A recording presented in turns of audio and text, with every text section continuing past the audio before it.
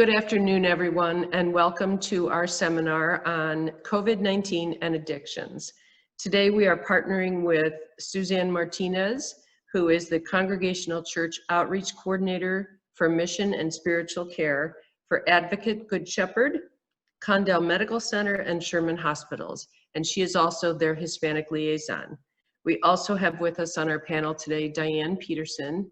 Diane is a licensed clinical social worker and an addiction specialist. And I am Gail Weil. I am the executive director at CYN Counseling Center, and I am also a licensed clinical social worker and a certified addictions counselor. And I forgot to mention, Diane is our clinical supervisor at CYN. When things become troubling for you, when things start becoming a problem for you, is when we start looking at something as an addiction. And Diane, did you want to add anything on that? Yeah, in terms of when things become troubling for you, it's important to look at the impact of the addictive behaviors on yourself and on those around you, people who care about you, your place of employment, if you are fortunate enough to still be working, your family in particular, and at a time like this where we've been sheltered in place, and some of us are still sheltered in place, and some it's relaxing a little more, but the intensity of the relationships are magnified in a time like this, and the behaviors, the impact of the behaviors are magnified, and it's really important. We all of us have addictive behaviors at times, but it doesn't mean we're all addicts. It means that we might use addictive behaviors at a time of stress, and if we're able to let it go, then like if you're not stressed, if you don't do a lot of shopping, or if you're not stressed, you don't do a lot of eating, or if you're not stressed, you're not smoking cigarettes or drinking tons of coffee, it may not be having a hugely negative impact on you, and you may be able to let it go, and you may be able to learn to manage it without intervention. But what we want to also do is look at when is it time to get help for the addictive behaviors. People can be addicted to, I read a really great book about addictions, and the author said whenever he was stressed, he'd go out and buy CDs. I listened to a program on the radio yesterday where the woman was talking about, she was a student, how she got her first credit card and then became addicted to having money. She thought of herself as having money and got addicted to using credit cards and shopping and shopping and shopping. And in a strange way, the impact of being isolated has been helpful, because she realized she couldn't go out and go shopping, and she began to get a handle on her addictive behavior, and now is dealing with how is she going to prevent relapse. And that's something that we'll look at. We're not going to talk today about treating the whole addictive behavior. There isn't time to go into that, but we will talk about what are the signals that you should seek further help and learn how to truly manage those addictive behaviors that, if they're having a severe impact on you and those around you. So there's, like we talked about, there's all kinds of addictive behaviors, but the ones that we've been hearing a lot about during COVID-19 are people are drinking more, they're using more drugs, they're on the internet more, and they're using the internet either for gaming or porn and online shopping. Mm-hmm. I think those are kind of the top of the list of what we've been hearing, that people have really been, like I had a client who said, I'm going into the refrigerator every 5 minutes, and he has severe weight issues, right? So he said, when I'm at work, I don't do this at the office. And he said, but I'm working from home, I'm in that refrigerator every 5 minutes. And he's gaining a significant amount of weight. So you know, that's something that certainly can affect his health going forward and his heart and all of those things. And that's, you know, pretty much we know things become a problem when they start causing problems for us or for the people we live with, when they start impacting us, either our health or our ability to function, either in our jobs or as a parent. For example, I had a client who was telling me her husband was just down in the basement playing video games all day, and she was left to, you know, parent the kids, educate them during the school, now school's out, but educate them, be their teacher, be their parent, and she was working from home. So his, and I'm going to call it addictive behavior to video gaming, really impacted her in a negative way. It really stressed their relationship. It stressed her. You know, he was kind of oblivious to that. And I think, oh, go ahead. I was just going to say it is addictive behavior. There's been research done on the impact on the brain and what happens when that kind of behavior is repeated. And there are brain changes that occur. We have the reward system, the motivational system, the self-regulation system. And those systems are impacted by addictive behavior. And some of us are set up for being receptive to addictive behaviors if our brain was impacted by our own mother's use of substances. The decision-making parts of our brain may have been impacted that make it difficult to make good decisions. But so yeah, videos are definitely addictive behavior, and any behavior that is an addiction can be seen in how it is impacted, or how the brain is impacted by those behaviors and the patterns that develop. But the good thing about that is that it's hard to change those behaviors. It's difficult, it requires commitment, but they're changeable. Right. Well, and like you said, those kinds of behaviors impact those pleasure centers in our brain, and it makes us feel good. The other thing is that a lot of us are going to these behaviors because it's soothing for us. And a lot of addictive behavior starts as self-soothing. I don't know about you guys, but I was not taught how to self-soothe. I don't think most of us were.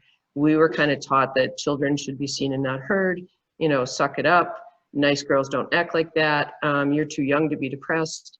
You're too young to be angry. All these kind of myths that we had growing up, at least in my generation, and we weren't taught how to really soothe ourselves when we were upset, or how to even express those feelings. Feelings weren't really supposed to be shared. I think typically in most of it, at least my generation and growing up. So, you know, you can be left with a lot of feelings that you don't know how to manage. And if you haven't been taught how to self-soothe, addiction, it opens the door for addictions. It makes it seem extremely, you know, pleasurable, extremely inviting. Yeah, and it is extremely inviting because one does feel better. The brain responds to the behavior that gives one pleasure, and so it is its own reward. The more you do it, the more you crave it, and you realize that I'm not dealing with the things that make me feel stressed out. So some of you may have already been in programs for addictions. Especially, we see a lot of programs for alcohol addiction, for substance abuse, some for eating disorders. I think there's fewer programs for some of the other addictions like shopping, or there may be some more now for things like pornography and that kind of thing. But if you've been in a program and you've learned some self-management things, I think right now it's been a difficult time to put into place and maintain your relapse prevention behaviors. And for those of you who have not been in a program, the relapse prevention behaviors or program is designed to help you recognize the things that trigger you and put into place ways to soothe, as Gail was saying, self-soothe or soothe without resorting to those addictive behaviors. And I think it might be important, excuse me, I was going to say, usually in a webinar, or not in a webinar, but in a seminar, we'd be inviting more participation and seeing hands. This is a little difficult because, oh, there's a, Jordan, go on. There's a question. Okay. I assumed you'd get to this topic later, but I thought you just mentioned questions, so why don't I ask this one? So we do have a question from the audience, our members today, asking, are there suggestions for those who have just been released from the prison environment and now are in the outside world, but with this pandemic upon us, and who are on a path to sobriety and want to stay focused on staying sober? Yeah, that's a really good question. So like Diane had started to say, those people who are in recovery may have a relapse prevention plan already in place. However, due to COVID-19, you may not be able to do all of those things that you would normally do. For instance, you may not be able to go to in-person AA or NA meetings. You may not be able to connect over coffee with your sponsor. And those things are all really helpful, you know, and it's that connection I think sometimes we actually do crave. They're really helpful relapse prevention things, but they may not be available to you right now. So you may need to alter your relapse prevention plan and put in things that you can do. For example, a good brisk walk out in nature is something that we can all safely do right now. And you can actually do that with another person too. If you remain 6 feet apart, you know, on the sidewalk, you can still walk safely with another person. I know that there are virtual NA and AA meetings and adult children of alcoholic meetings as well going on. And those can be really helpful. What else? We encourage like reaching out to friends and family that are supportive. One of the things though, when you mentioned coming out of prison and wanting to maintain sobriety, one of the things when you're dealing with an addiction is important to look at who do you do your addictive behavior with. Some people do it in isolation, but many people do it with other friends or acquaintances, people that if you maintain a connection with those people, you may be much more likely to use. And I think one of the challenges at a time like this is developing supportive relationships or tapping into people who are willing to be supportive to you that you may not have been really close to before. And I think if you're coming out of prison, if you think about family or think about people that you knew before you went to prison, if you're affiliated with some faith organization in some way, spiritual help can be really beneficial at a time like this. And programs that Gail was mentioning, virtual programs of like AA or NA, Narcotics Anonymous or Alcoholics Anonymous, but being careful not to rely solely on those friends and family that may have participated in the addictive behavior with you, because those people are going to remind you of using and the fun you had when you were with them using, or the relief you had when you were using with them. And so I think for people coming out of prison, that's particularly challenging to find those new relationships. So start with one person if you can. If you don't know anybody, see if you can connect with an NA or an AA or a faith organization of some sort, and find people who are sober and able to be there with you. and help you maintain that sobriety. It's also a good idea to give your friends permission to kind of give you a check if they see you, you know, heading down a dangerous path, right?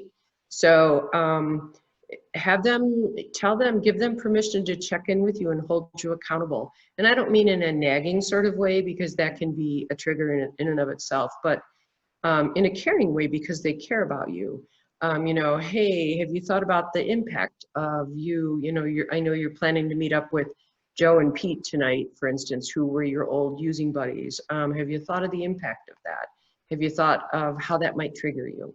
You know, so give your friends permission to check in with you and hold you accountable like that. The other thing is that your relapse prevention plan now may have new triggers that you need to add because of COVID-19. Mm-hmm. Could be boredom, could be isolation, you know, the fact that you're separated from your family. Just coming out of prison, you've just lost a great amount of structure, you know, so how do you introduce structure back into your life so that you feel kind of like there's that safety net there for you? So your relapse prevention plan may look differently now than it did when you first created it because of COVID-19. So make sure, you know, you check in with yourself and your sponsor and say, you know, gee, I find that whenever I eat pizza, I feel triggered to have a beer. You know, so, and I haven't had that, you know, in prison because we never got pizza or what. I know I'm simplifying, but, you know, just be mindful of the fact that you may need to change your relapse prevention plan and add in things that you didn't have there before.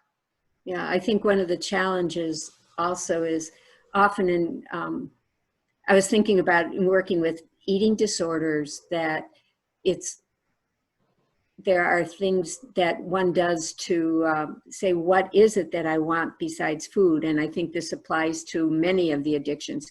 Do I want a connection with somebody? Do I want a hug? And that, I think, is really hard right now, because we know how healing human touch can be. So if getting a hug, if sitting next to somebody you love is what has been really important to you, it's going to be difficult, because unless we're living with somebody that we know is not positive for the virus and can be next to that person and hugging. If you're living alone or have been alone and need to quarantine, it can be difficult when that physical contact is something that really is soothing to you. So finding other ways, it might be just taking a warm bath, it might be a cold shower, it might be, you have to know yourself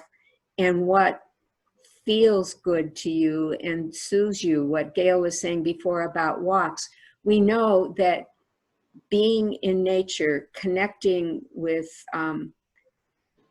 the world of trees and green and plants and sky and breathing fresh air. And the air is fresher now than it's been for a long time since there's less traffic.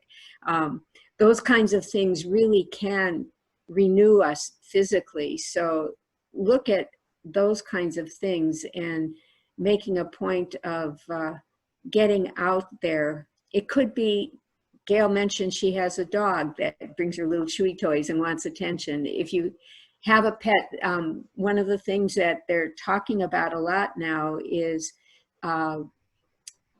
adopting a pet. And there are many animals that are needing adoption, and many animals that can help us as human beings. If we can't touch each other, we can pet a cat or a dog or some little critter that maybe not so little. I mean, you might want a big rambunctious animal to play with, but including pets in your life can really help when you're feeling a need for connection. And connection is one of the most healing things for us as when we're dealing with addictions. That's, before we move on, I see that there's a question, Jordan, but I want to just piggyback on that a minute. There's all kinds of studies out about the impact of nature and animal to human interaction, like Diane was saying, about how helpful those things are for our mental health. and for healing depression and addictions and things like that, and trauma. And so when you take that walk in nature, and it sounds so simple, but I'm telling you, it's very impactful. Take that walk with all of your senses, like breathe in that fresh air, listen to the sound of birds, and let that like kind of wash over you and soothe you.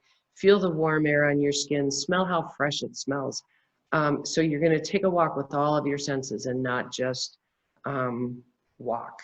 But it is marvelous. And the same thing when you're petting your dog or whatever your pet may be, just feeling that and taking that in with all of your senses. Let's go Okay, back. I think we had a question. Yes, thank you so much again for the questions from those of you here today. We appreciate that. We've got a couple, but I'll ask the next one that came up. So somebody would like to know, what if one's closest supporters are also the ones who bring about triggers? And if there is, especially if they're who you live with and you don't have other arrangements for housing at this time. That's a really tough one, and it's something that a lot of people face because we tend to hang out with those people that have similar behaviors to us, right? I would really emphasize the use of online supports such as AA and NA. If you have a bedroom and you can take your computer and go in and have a meeting in your room. The same thing with calls to a sponsor, either online where you can see each other or even on the phone. Getting out and walking, getting away from those triggers, and being mindful about how and when they trigger you. Is it more in the evening? Is it more in the afternoon? And then kind of making relapse plans around those times and around that person. It's really tough, and I appreciate how difficult that can be. There are apps that are available that for like guided, you either call it relaxation, meditation, if prayer is important to you, but where you're doing some internal work and you are by yourself, if there's a place to carve out being by yourself, or even if it's sitting on a chair, if you're in a small place and there's other people around you all the time, if you can use earbuds or just focus on listening to an app and closing your eyes and letting the meditative or the relaxation, descending stairs in your imagination to a safe place, or doing a muscle relaxation where you tense and relax, but your focus is on that. If you can carve out a little private time for yourself, even if it's simply by closing your eyes and learning, and there's so many things available with your phone or your computer. There's apps all over the place that can help with relaxation. And I think that could be something. It's not going to be the be all and end all when you're living with people that encourage you to use, but you have to find the best that you can. And what we were saying before about organizations that are supportive outside, you might need to try to develop new relationships or deepen the relationships that may have been sort of surface relationships before with people that you know are clean and sober. Yeah, and AA and NA are good sources of those people that are clean and sober. And like Diane said, your focus may have to be on forming new relationships with people that are clean and sober. Maybe people from your past that you've left behind. That might be a good time to reach out to them. I think it's also helpful to put your goals down in black and white. So write them down on a piece of paper, and don't just think about what you want to achieve, but actually read that list to yourself, and read that list to yourself every night, every time you're triggered. So if one of your goals is to remain sober, for example, write that down on paper, and write down all the things, the bad things that happened when you were using. So you remind yourself, because addiction is tricky. and it's seductive. And especially with drugs and alcohol, any mind mood altering drug, you know, our brains can trick us into thinking, yeah, we didn't have a problem. You know, we can use once and it'll be fine tomorrow. We won't relapse. We won't go back to it. We know better now. And it's very seductive. So if you write down all the reasons why you should not take that first drink or that first cigarette or that first drug, and write out in detail all of the trouble that it caused you, it can really be a powerful deterrent, as well as then a gratitude list for all the things you're grateful for in your sober life and what you continue to aspire toward. But writing it down and reading it is much more powerful than just thinking it in your head. And along with writing it down, writing down the things that you can do when you're feeling an urge, instead of picking up that cigarette, or instead of taking that drink, or instead of using that drug, what can I do? Can I reach out to somebody? Can I read a good book? Can I go for a walk? Can I pet my dog, play with my dog in the yard? Just think of things that would actually give you some pleasure, and you might jot them down on a little card or a piece of paper that you keep in your pocket, that you can just pull out and look at it when that urge is coming up to use or to go down the path that you know you don't want to go down, and have a few handy ideas there so you don't have to think of them. You can remind yourself, this is what I can do, and then try to do it at that point. Take a minute to stop and think, as Gail was saying, about the impact of the, you know, I might feel really good right now if I have a hit of whatever that you're planning to use. But how am I going to feel about myself after I use? Either, you know, like immediately after or the next day. Usually there's regret, remorse, and you find yourself kicking yourself and feeling worse, and then needing to use again to feel better. So if you can think about the negative consequences, as Gail was saying, maybe jot down, well, I might feel good in the next 5 minutes, but I'll feel terrible in the next 5 hours. And recognize that the negative feelings really overpower the positive response that you get from using or doing your addiction. Jordan, do we have another question? We do, and this might flow into what you're already talking about, but I'll give you a question to preface it. So somebody is asking, what are some effective techniques that you can conduct in order to have someone recognize their addictive behaviors to substances such as alcohol? Oh, you mean, okay, I need a little clarification on that. Like, how can you help somebody recognize that they have a problem? Yeah, it looks like they're looking for effective techniques that you can conduct in order to have someone recognize their addictive behaviors to substances. And then they specifically outline alcohol.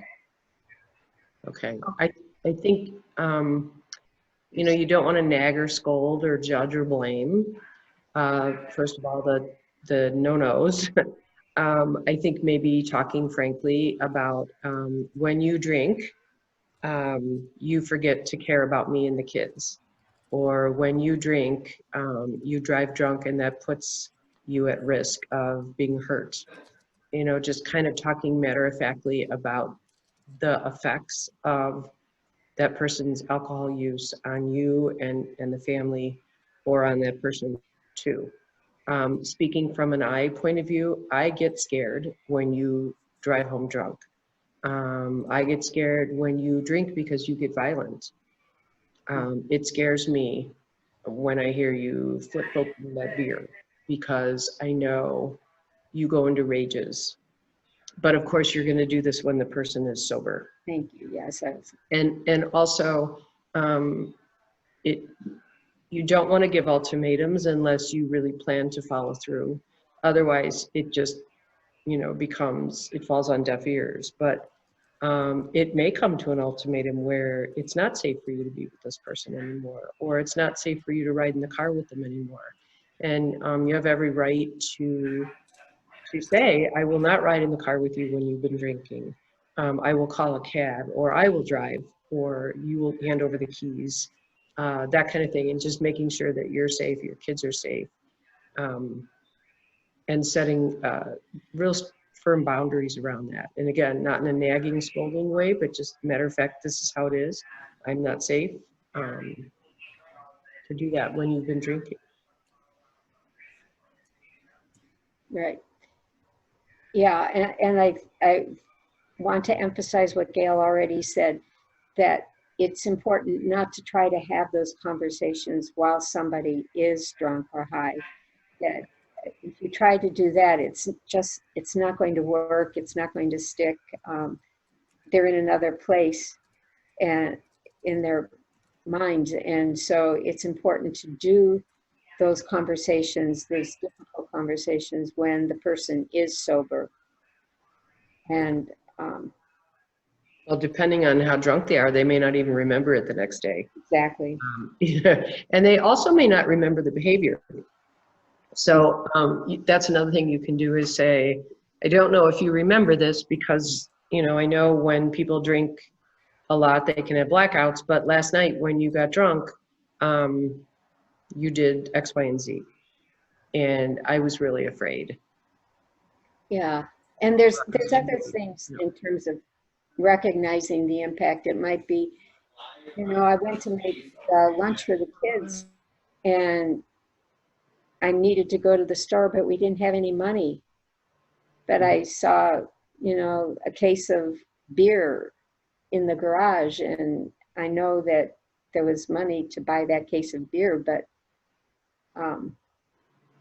we need food for the family, or just the concrete, practical day-to-day things, or we didn't have the money for the rent or whatever, and letting the person know those kinds of impacts. Again, as Gail said, not yelling at a person, not I was going to say not making them feel horrible. They will feel horrible if they care about and love the people around them, but recognizing it's not easy to recognize that one has a problem. And I think also to let them know that you support them and you would support their recovery, and to say, when and if you're ready to get sober, I'm here for you all the way. I will do whatever it takes to help you in that.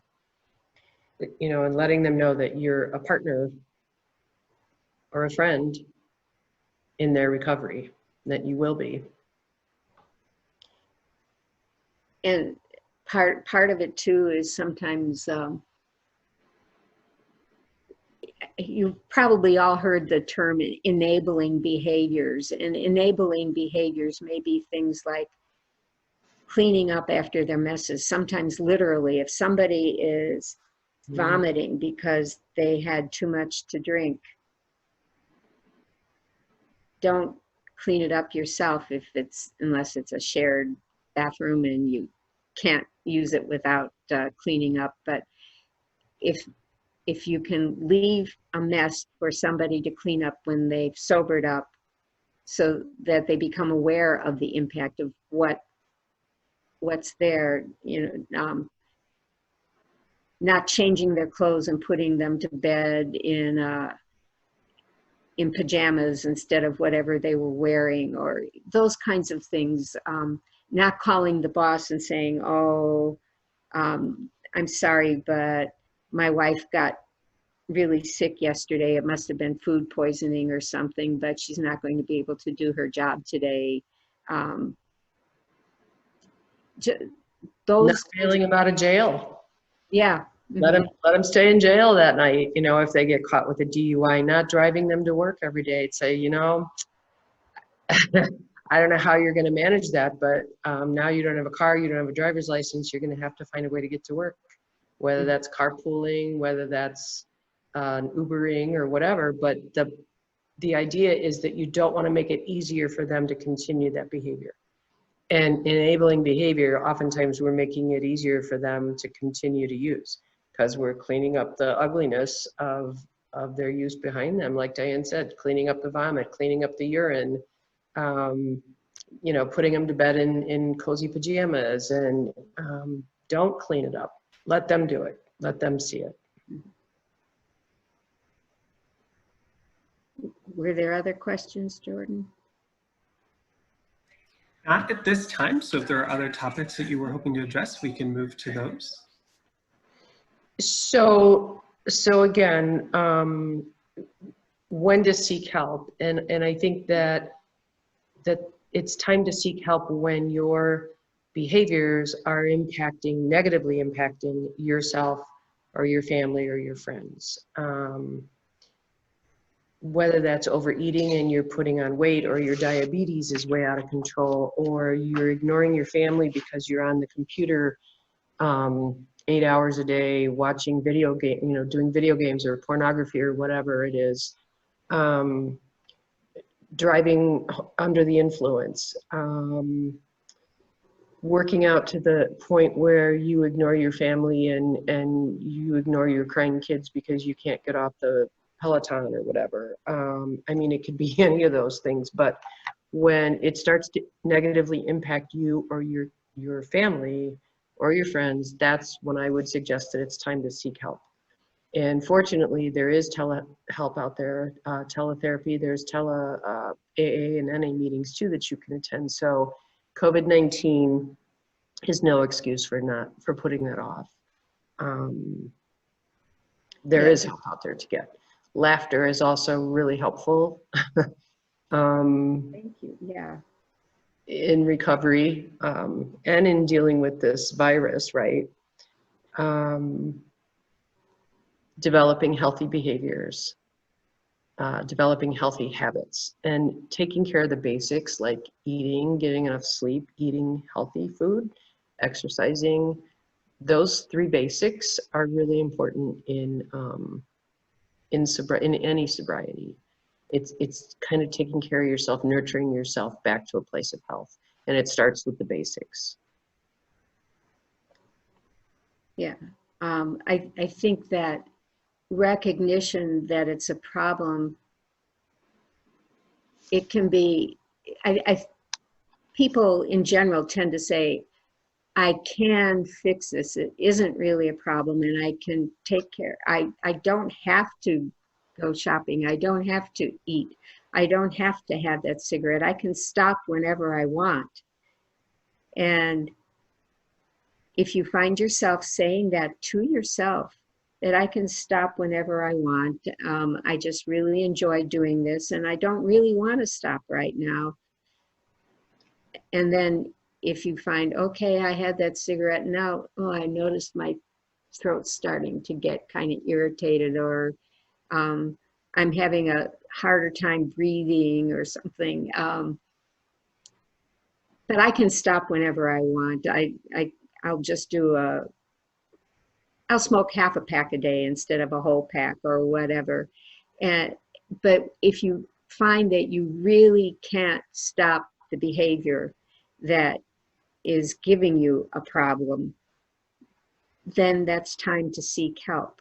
And I think besides the more traditional NAAA programs like NICASA here in Lake County, Illinois, other programs that deal with addictions, there are a lot of online support groups this day and age for a variety of addictions, and even working with an individual counselor can help with some things. We have had people with addictions to porn, or people with addictions to the video games and that sort of thing, that I think it's possible to work with individual counselors wherever you're living, because I understand we've got people from quite a wide area on this webinar today. So research and see what agencies or programs are available to you in your area, or what's available online, and really take advantage of them if you begin to recognize that you can't stop the behaviors that are giving you problems. So one of the, it's kind of the $64 question is, are you breaking promises to yourself about cutting down or controlling your use? So if you say, like Diane was saying, well, tomorrow I'm only going to smoke a half a pack of cigarettes, and then you smoke your usual pack and a half. If you find yourself doing that on a regular basis, you most likely are out of control, and that being out of control is sort of the hallmark of addiction, is when we lose control over, how much and when we're going to use. For instance, with drinking, social drinking, there's nothing wrong with social drinking if you are not an alcoholic. But when you start saying, oh, I was really drunk last night and I was really hungover and I'm not going to do that again, but then you find yourself doing it again night after night or weekend after weekend, and you break those promises to yourself, that's also another indicator that you may need to seek help. Mm-hmm. Yeah, and there was something that you just said about the addictions, that they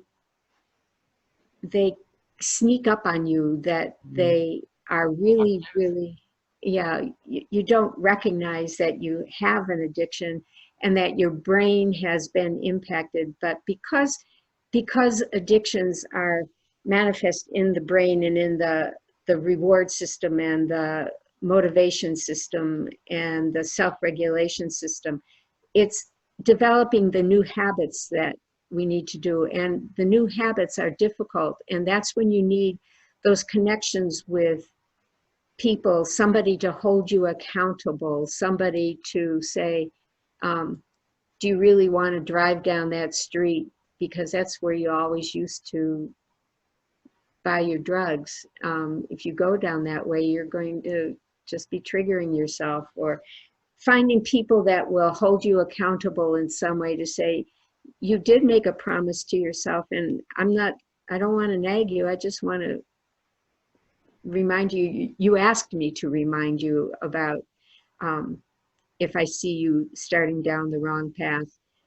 And now I'll shut up. I'm not going to nag you. I'm not going there. It's up to you to do. And not only to kind of walk you through that, but also to kind of anticipate for you what you might go through. Like somebody who's been there before you, like somebody that's been sober for some time, they can be invaluable resources in anticipating for you what you might experience so that you're not caught off guard. Because a lot of relapse happens like when we're not even thinking about it. So kind of thinking about, all right, what would you do in X situation, for example? Having you kind of plan what you're going to do, planning an escape route. Let's say if people come over and start passing around a joint and lighting up, in front of you, or cigarettes or whatever, come with beer. What are you going to do? Having that plan in place, but having somebody who's experienced with this, who's been sober for some time, can really help you anticipate those things and can go a long way towards you maintaining your sobriety. Yeah. It could even be when having a plan, it could even be having an excuse for getting out of there ready, to say, I promised I'd pick up the kids by such and such time, or I've got to run this errand before this place closes, or whatever it is, if we're open as a society. But yeah, those plans are really important, and you can't anticipate every single thing that can happen, but you can anticipate a lot and make those plans, those paths of retreat from getting out of a situation that's going to lead you down the path to using whatever again. And so letting people in on trying to become sober is really important, that learning how to trust. And that's a hard thing, I think, for a lot of addicts to do if you've been surrounded by people that don't trust themselves and don't trust each other. It's so vitally important to begin to find at least one or two people that you can trust, that are going to have your well-being at heart, and that they're not going to try to get you to use again or join them in whatever the behavior, not play those video games, not go to the store shopping for shoes or clothes you don't need, whatever. And you know, we talk about the brain being impacted, but the brain can learn new patterns.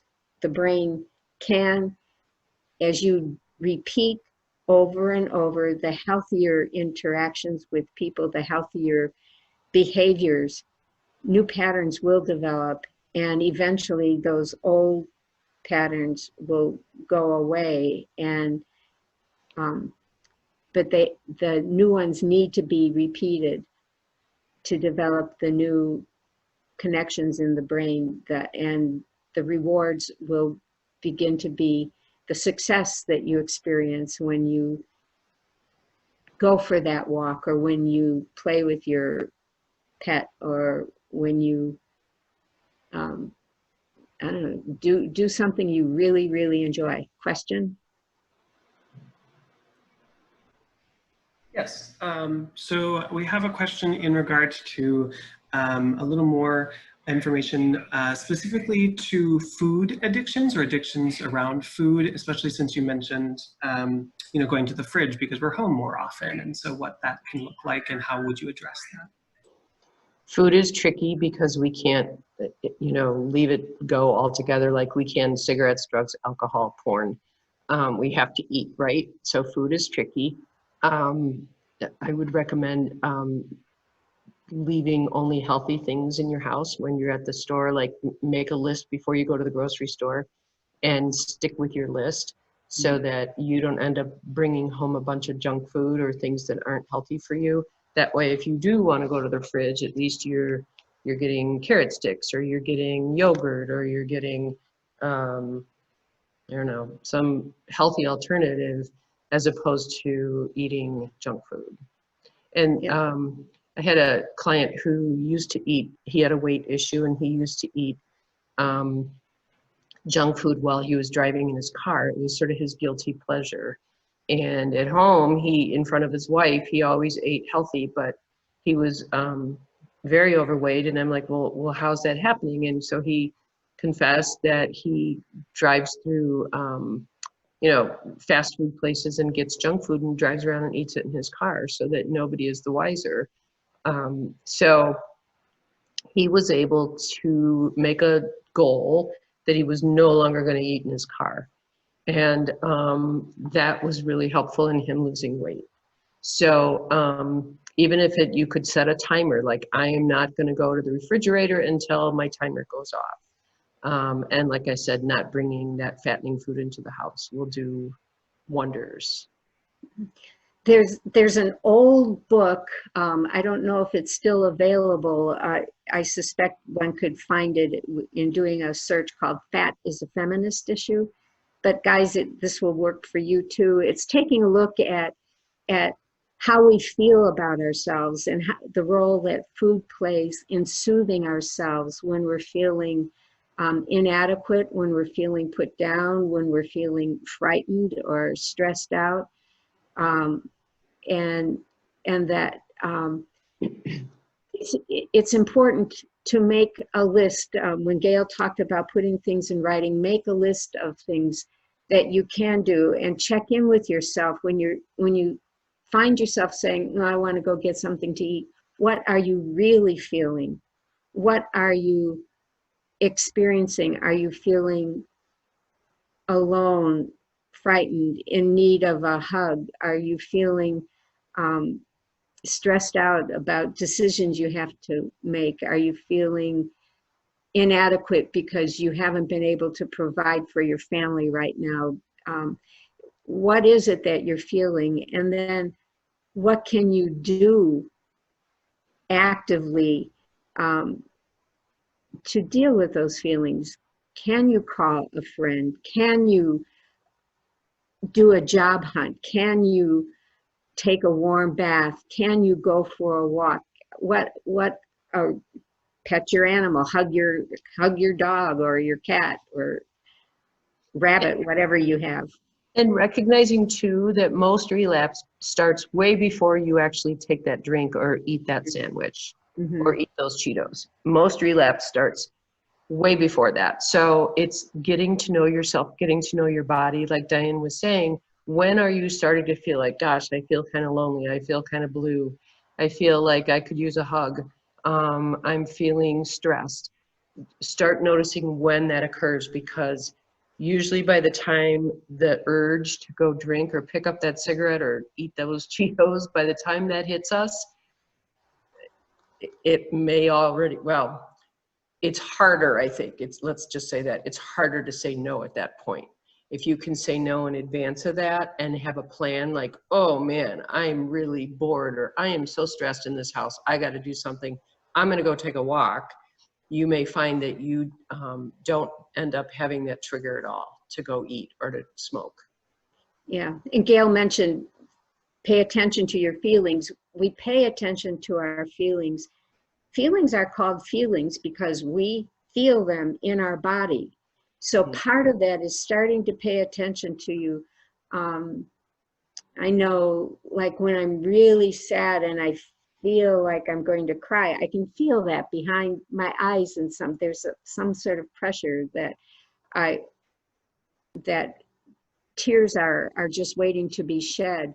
There's when somebody is anxious, they might feel the tension in their shoulders, or they might have cold hands, or might start getting a tension headache. Somebody might get a sensation in their stomach of anxiety, or their stomach is turning in knots, or there's all kinds of expressions that we use in our language that are indicative of having feelings, and we need to learn how to pay attention to those feelings in our bodies, and then begin to address what were we thinking about when we had those feelings? What was it that triggered those feelings in us? And then trying to address the need, the emotional need, the physical need, whatever it is, instead of the addiction.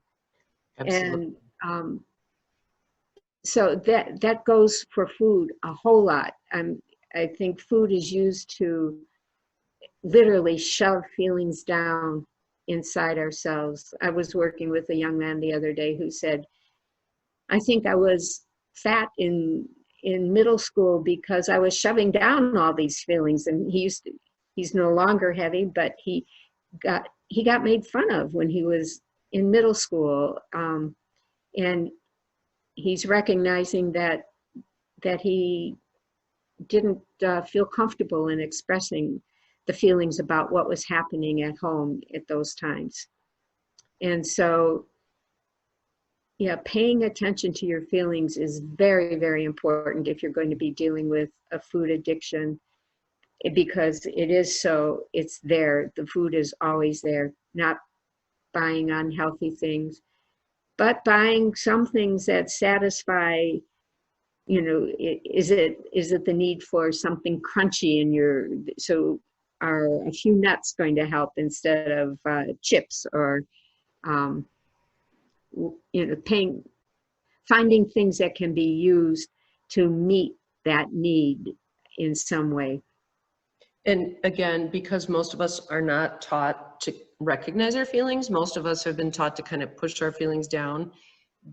Get yourself a feeling list off the internet so that you have it in black and white in front of you, because sometimes we don't know what we feel. We just know we feel bad. But if you read through that list, you can kind of go, oh yeah, that's what I'm feeling. I'm feeling anxious, or I'm feeling worried, or I'm feeling angry. There you go. Yeah. It helps to have that list. Simple faces with all kinds of expressions. Mm-hmm. And you can say, yeah, I am feeling this. And then note where you feel it in your body. And And Yeah. feelings are different than thinking. Like a lot of times I'll ask a client, what do you feel about this? And they'll say, well, I think I shouldn't have done that. I go, oh, and I give them the feeling list. I go, okay, how are you feeling? And they're like, oh, guilty or Guilty. remorseful. remorse. You know, so feelings are different than thinking, and they're every bit as important, if not more. So unless there are other questions, I think we've kind of covered everything. Did you have anything else you wanted to add, Diane? Not right now, just that just encouragement that it really is possible to change what happens in the brain, that the brain is not static, that it's not set in stone, that and to not dump on yourself if you're having a tough time, especially if you know that you grew up in a home where, in the way our brain develops, the way it is receptive to the reward system, the motivation system, all those things get shaped by our environment too as we're growing up, and the quality of how we were parented and the people around us has something to do with our susceptibility to becoming an addict. And so but because it does have that, when Gail was talking about it's treatable and you can change things because it is treatable,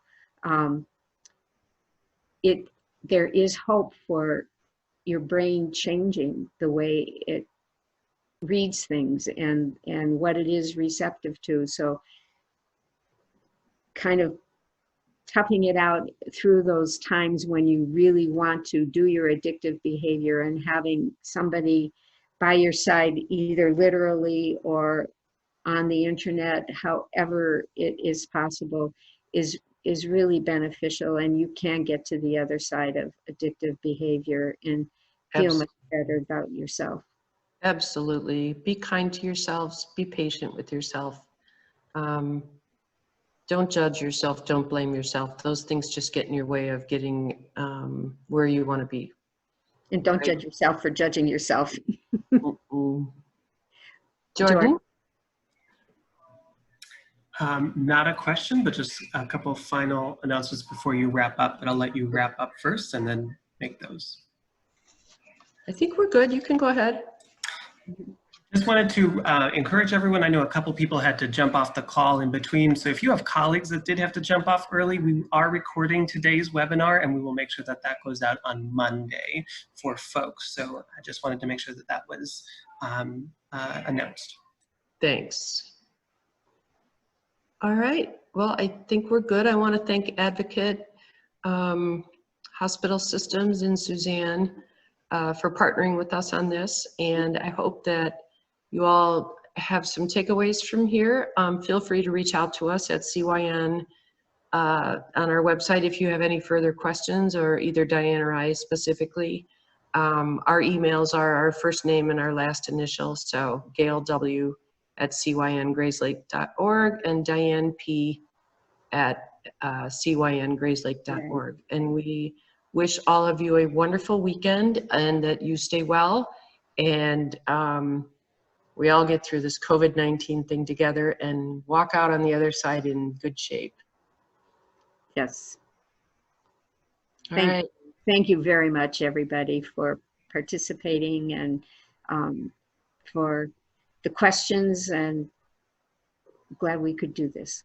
Me too. You guys had great questions. Thank you. Thanks. All right, everybody. Bye. Bye.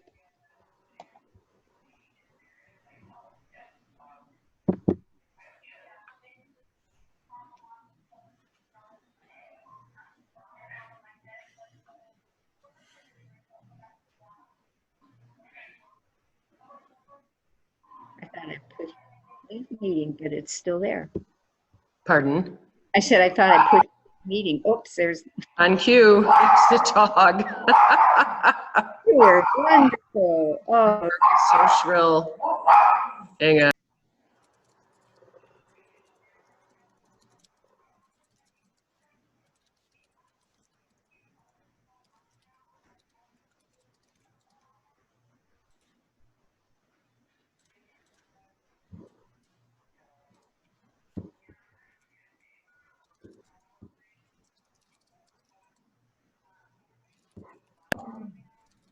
She's still barking.